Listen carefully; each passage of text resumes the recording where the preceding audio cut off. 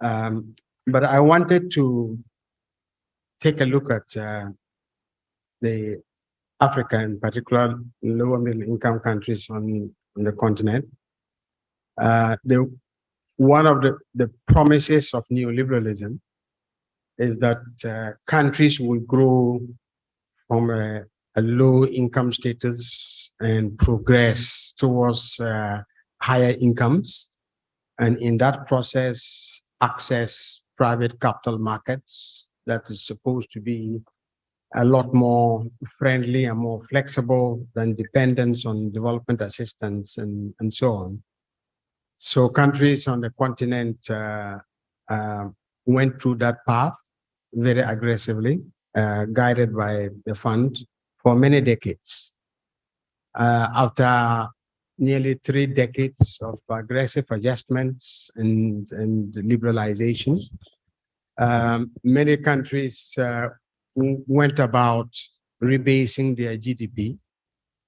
And the result of that is that many countries have become lower middle income countries. So 50 of the 52 African countries, 50% of 53 African countries are more middle income countries. Of those, mostly 80%, about 80% of them are low middle income. Many of them attain their middle income from basically rebasing their currencies, and many their GDP, and many have done that several times. Now, with the exception of 3 of the North African countries, mainly Egypt, Algeria, and Morocco, and to some extent Tunisia, most of the lower middle income countries on the continent are actually effectively low income countries with GDP per capita more low income than lower middle income, averaging $1,400 in comparison with the 3 North African countries. So there's a big gap in the lower middle income categories in the continent. Of the 23 lower middle income countries, half of them are either only borrowers, 6 are IBRD eligible, and the other 6 are blend countries. Of the IDA eligible countries and blend countries, 9 are classified also as highly indebted poor countries. So they also diverge. So they diverge very widely. They also diverge in the quality of the economic and political institutions and the productive capacities as defined by UNCTAD's Productive Capacity Index, which I shall return to shortly. Many of these countries actually have been experiencing for nearly 20 years, either stagnating or steadily declining GDP growth, with the lower middle income countries and the oil exporting countries growth deceleration much further, much faster on average compared to other income groups. They also, especially the low income countries, experience far lower than average public expenditure to GDP, meaning the countries that really do need public expenditure to grow are actually the ones that are spending far less. This lower public and declining public expenditure is also accompanied by declining revenues. And this has been the case for nearly a decade. Basically, the decade to around 2014, 2015, which was the decade of the commodity boom, China driven by Chinese consumption of primary commodities. That has basically been lost out. So the decline started already from the 2015, the steady, and that reflects also on the steady decline in public revenues. So we've had the lower middle income countries have experienced a lot more fiscal crisis than others. So even before COVID-19 pandemic, these countries have been, growing towards serious indebtedness. So the medium debt ratio for African countries as a percentage of GDP increased from 31% in 2012 to 53% already in 2017 before the pandemic. And the debt stock of the African lower middle income countries more than doubled in a decade. And because of this rapid increase in debt stock in recent years, about 1/3 of the countries in Africa are either in distress or at a high risk of debt distress. And this is particularly the case of the lower middle income countries. In the current wave following the financial crisis, 2006, 2008, is identified with yields-hungry private investors attracted to sovereign debt of emerging markets and developing economies, including the African lower middle income countries, as we shall see. Other drivers include low growth in tax revenues, low equity investment inflows, flatlining aid budgets in the face of rising expenditures, and the exchange rates depreciations, particularly in commodity export-dependent economies. And so we have seen especially since the 2015, a decade ago, rapid rise in both external sovereign debt and domestic debt. So we have a parallel, almost the same level of growth in which the contribution of domestic and external debt is all at par, 50% each. And they have been growing. So basically, providing very little fiscal room of any sort. The debt service burdens are higher for low middle income countries compared to other group of African countries. As you can see from that table, on average, already from between the period 2010 to 2016, when many of these low income countries had much less access to private capital markets. Even then, the debt service to exports on average for low income countries, low middle income countries, were the African middle were much lower in the period 2010 to 2016. But by 2020, the middle income countries had the highest percentage of debt service to their exports. And the rise in the sovereign debt, as we will see, it has been driven largely by private debts, especially for lower middle income countries. So you have seen a serious rise in the debt distress for many of these African lower middle income countries, with the likes of Cape Verde and currently Ghana, with debt to GDP ratios close to 100% or more, and debt service to exports consuming nearly 20%, and debt service to revenues consuming close to 80 to 90% in the case of Ghana, for example. Even the middle income, the slightly better middle income countries are also experiencing moderate debt distress, and this debt distress is risen since COVID. So how do we explain these rising debt problems and financial problems? I suggest there's four main factors. One, the growing dependence on the bond market.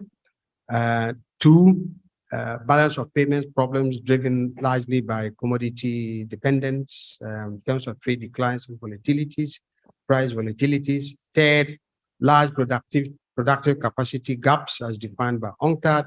And finally, that this exacerbated by very conservative central bank behavior that provides very little room for liquidity, and therefore pushes these countries back into expensive capital markets.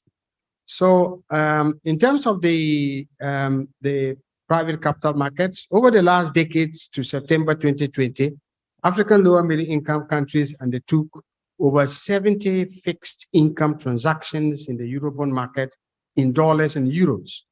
The total outstanding value of these transactions currently exceeds $100 billion. Four countries, Egypt, Nigeria, Ghana, and Angola, absorb 50% of these outstanding transactions. And And the coupon value of these transactions are very high, averaging 10%. The yields are about 10%. In recent times, a number of the countries in distress are borrowing at more than 20%. I think Ghana just borrowed short-term from capital markets for the Eurobond market at 26%. So not only are yields high, but terms are also getting shorter and shorter for most of these African lower middle income countries. Just a flash on these yields. As I said, average yields for the African lower middle income countries are about 7.5%, the coupon rate. The likes of Ghana has been borrowing on average far more than that, and currently exceeds 20% on short-term borrowing. Now, they also suffer on average, very low credit ratings. The African Union suggests that there's a credit rating bias, and that this bias is created, a special African premium, yield premium, and they recently issued a very harsh statement suggesting the need to set up their own credit rating agencies and so on and so forth. That notwithstanding, the cost of borrowing from capital markets are quite high, and Eurobonds, share of the debt stock of many of the African lower middle income countries now exceeds 30% of their total debt stock, and a far higher proportion of their debt service bearings. So that's the first one. The second one is, as I said, is the balance of payment problems driven by commodity dependence and price shocks.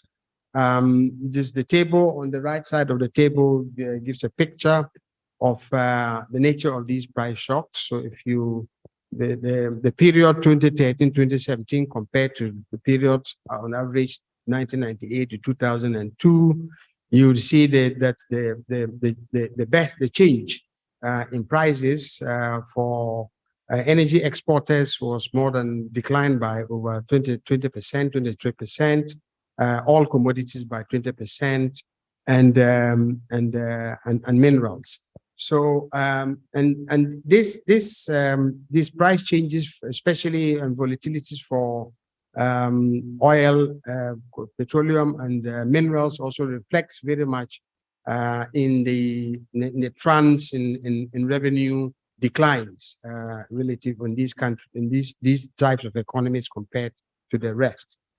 And this trend decline continues. This is exacerbated and partly explained by what the UNCTAD describes as the productivity gap, which is the long-term issue, the inability to increase productivity as a result of problems with the supply side of things, which is the quality of energy, transport infrastructure, institutional strengths, and so on and so forth.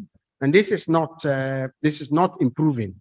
As you can see, the average of the lower middle income countries average productivity index, which is the blue line below, compared to, say, the upper middle income countries such as Mauritius and Chile, the gap is rather large.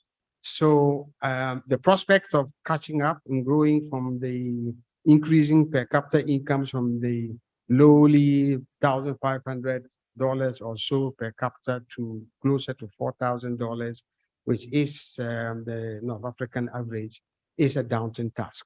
So where do we go from here? 2 minutes. Five things to think about. The first is the importance of returning to development financing as a serious part of resolving the problem. These countries cannot continue to borrow from private capital markets, and actually they are just being ripped off. Access to concessional funding is declining quite rapidly. There's very little discussions on prioritization of development financing, especially concessional funding. The World Bank that was set up and similar institutions to help with development financing are not playing that role, and so on and so forth. It is unlikely that these countries can rebound without access to concessional finance.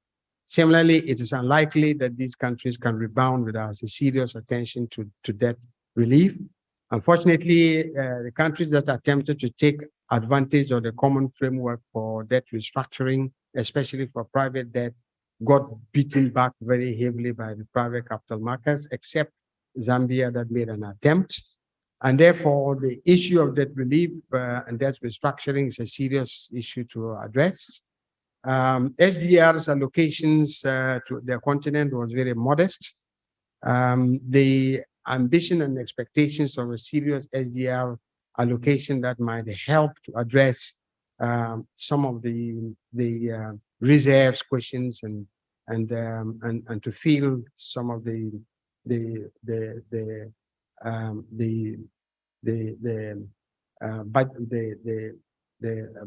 budget gaps, that didn't quite happen. And so the need for a renewed campaign and pressure for SDR's allocation remains important. Thirdly, there's a conversation beginning with the establishment of the African Development Fund about the role of the central banks.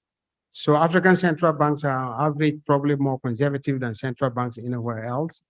They are very focused on the inflation targeting, and they are very reticent in seeing the central bank as part of the addressing the liquidity problem.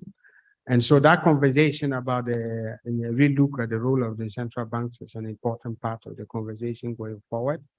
There are useful initiatives on the continent that to address institutional architecture, to address trade and trade liberalization, that is trade integration within the region. The African Monetary Fund to start to look at the way to settle trades with local and pool local currencies, an investment bank to sort of deal with de-risking capital for investing in infrastructure, and the Exim Bank also for de-risking capital for investment infrastructure. These are very useful initiatives, but overall, the amount of capital that they are able to pull together and the progress in the establishment of the Pan-African monetary institutions are slow. Nevertheless, they are in the right direction. Thank you. Thank you very much. Thank you, Charles. Thank you.